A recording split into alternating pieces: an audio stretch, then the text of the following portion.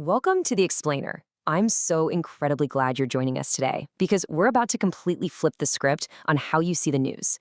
We're stepping way back from the standard, noisy headlines to look deep into the hidden mechanics of a massive protest.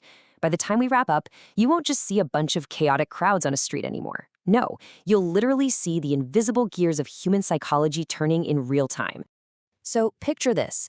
If you look at the recent events in London through a standard, everyday news lens, you just see a massive, almost unimaginably complex security headache.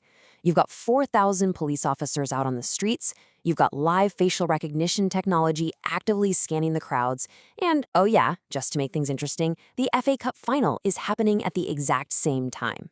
From the outside looking in, it looks like pure, unadulterated chaos, right? It just looks like a massive city desperately trying to manage a logistical nightmare.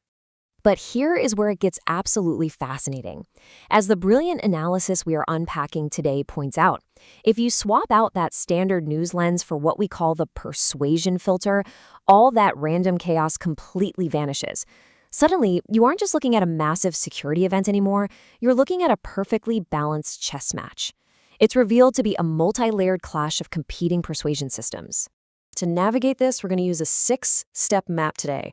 The London chessboard, the two-movie theory, the high ground maneuver, the art of villain creation, the police talent stack, and we'll wrap it all up with the big insight. All right, let's jump straight into step 1, the London chessboard. This is layer 1 of our map. Moving right along to step 2, the two-movie theory, which is all about the physical separation of the crowds. The craziest part of this first layer is how central London was quite literally partitioned into two separate movies, both playing at the exact same time. Think of it like a giant multiplex cinema.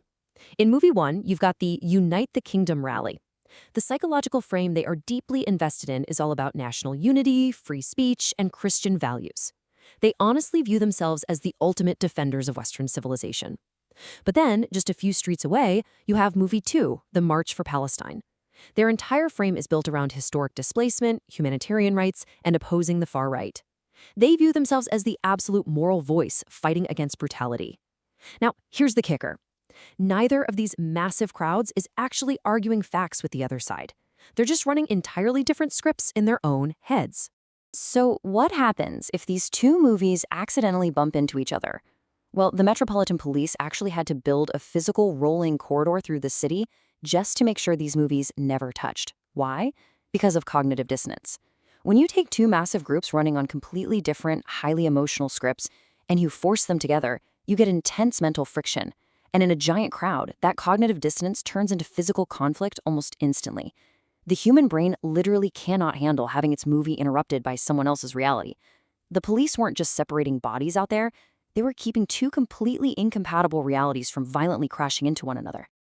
That brings us to step 3, the high ground maneuver, where we look at British Prime Minister Sir Keir Starmer's strategy.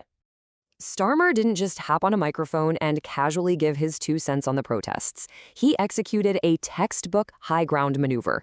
He put out an op-ed saying that Britain is in a fight for the soul of this country, and he warned everyone against the voices of division. By using those exact calculated phrases, he effortlessly floats above all the messy street-level friction and claims the highest possible moral position on the board. This is the absolute power of frame control, right here. By crowning himself the defender of British decency, he automatically frames anyone acting violently, on any side, as an unpatriotic thug. It builds this perfect dynamic where his side equals peace and decency, and anyone opposing him equals extreme chaos. It's an incredibly smart way to unify the general public while completely hijacking the narrative. He's structurally defeating his opponents before they even get a chance to speak.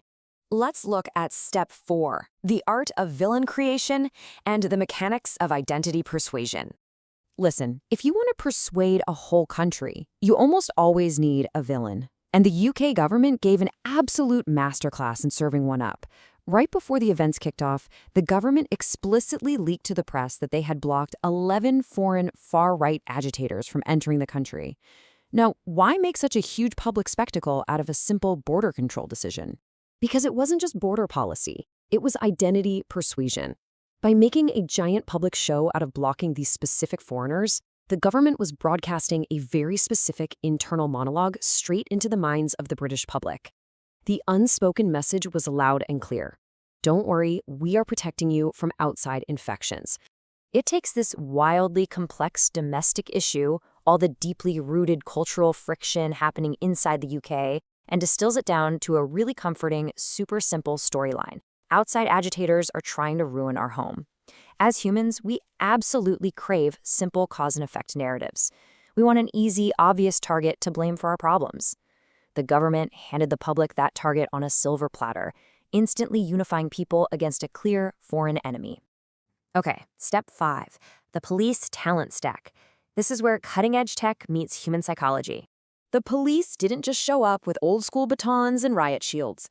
They deployed what we call a talent stack. A talent stack is when you take completely different tools, like high-tech surveillance and deep behavioral psychology, and you stack them on top of each other to totally flip the incentives of a crowd. The Met Police ran a brilliant two-pronged playbook here. Prong 1, they deployed live facial recognition technology. Prong 2, they brilliantly shifted the financial and legal liability directly away from themselves and onto the protest organizers. Think about this psychological weight of that first prong. Slapping live facial recognition cameras in the middle of a massive protest isn't just a tech upgrade, it is pure visual persuasion. Whether the cameras even work perfectly is beside the point. The mere idea that a machine is actively scanning your face, it completely changes your behavior before a police officer ever gets within 50 feet of you. It's a way to alter human behavior on a massive scale using sheer psychological pressure. And then you have the organizers. By creating a new condition that actually made the organizers legally and financially responsible for whatever their speakers yelled into the microphone, the police pulled off the ultimate incentive shift. Think about it. Instead of the cops having to physically rush a stage to shut down an inflammatory speaker, which is practically guaranteed to start a riot, the organizers themselves now have a massive financial incentive to sprint up there and grab the mic. They literally force the groups to police themselves. Finally, step 6, the big insight.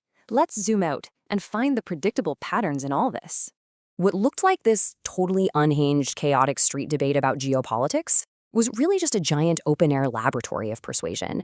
You've got crowds running entirely on pure emotional energy and deeply ingrained word programming. At the very same time, you've got authorities mastering the moral high ground and deploying these psychological talent stacks to keep a lid on things. Once you start seeing this invisible machinery, the random noise just completely fades away. You realize none of this is actually chaos. The patterns are right there and they are perfectly predictable. So I want to leave you with a bit of a challenge today. The next time a huge, chaotic headline erupts and you see madness on your screen, I want you to pause for a second and ask yourself, are you just eating the popcorn and watching the movie they gave you? Or are you tracking the invisible frame moving the pieces on the board? Because once you put that persuasion filter on, I promise you, you will never look at the news the exact same way again. Thank you so much for joining me on this explainer. Keep questioning everything, and I will see you next time.